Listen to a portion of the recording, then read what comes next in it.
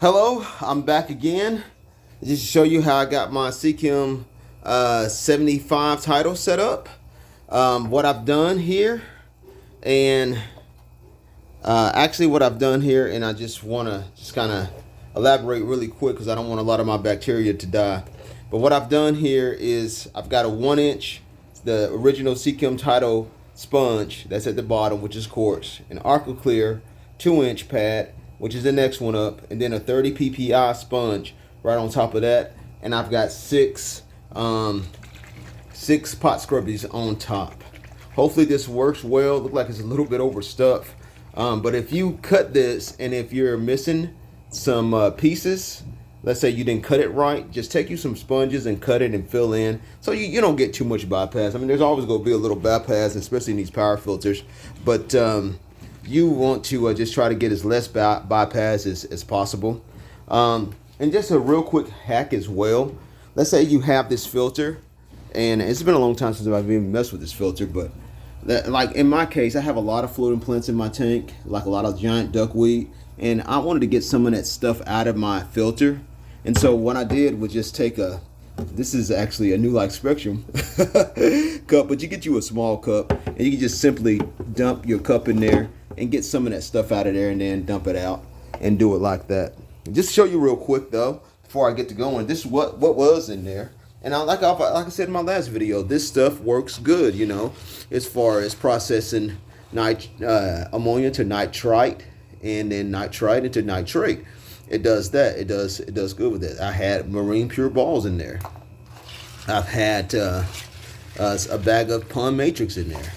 And what was really neat here is I got these from the Dollar Tree, and these little pads, and I had them on top of one of my phones, and I had them in there, and they worked really, really good. Lasted a long time too, and still are in good shape. So that might be something interesting to do a video on maybe one day. But those things caught a lot of detritus. Now they don't work very good as biological, but they do work really good as mechanical. So I really like them for that fact and that purpose there. And so anyway, this is how I got it set up. Now what you want to do is take you some seachem stability, or sometimes I have used Fritz 7, and I also have used the Tetra brand, Tetra Safe Start. All three works great. Okay, trust me with that. All three works great. The reason why I like seachem stability is because of its versatility, and it really does what it's supposed to do too. I mean, it really works good. So I do like the seachem stability. It's really shake this stuff up really good. And so you use the seachem stability, and what you want to do as you're setting up your new filter this way is pour that stability in here, right here.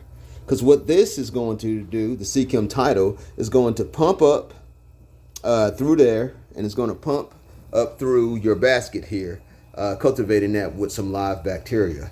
And so that's what you definitely want to do, okay?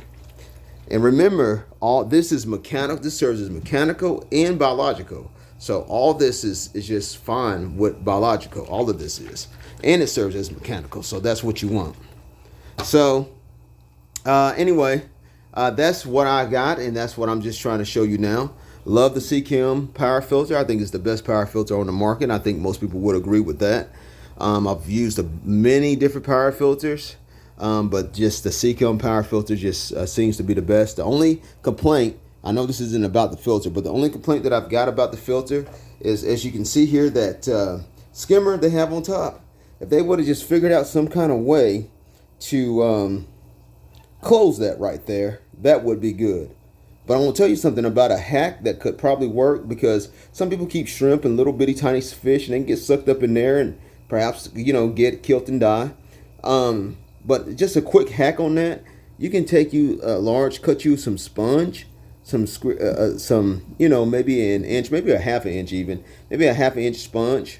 Cut that square, and then put that sponge right there, and then take you a rubber band and clamp it on with a rubber band or zip ties, and that would cover this sponge right here, and cover this, this skimmer right here, and preventing, you know, baby fish or shrimp from getting in there.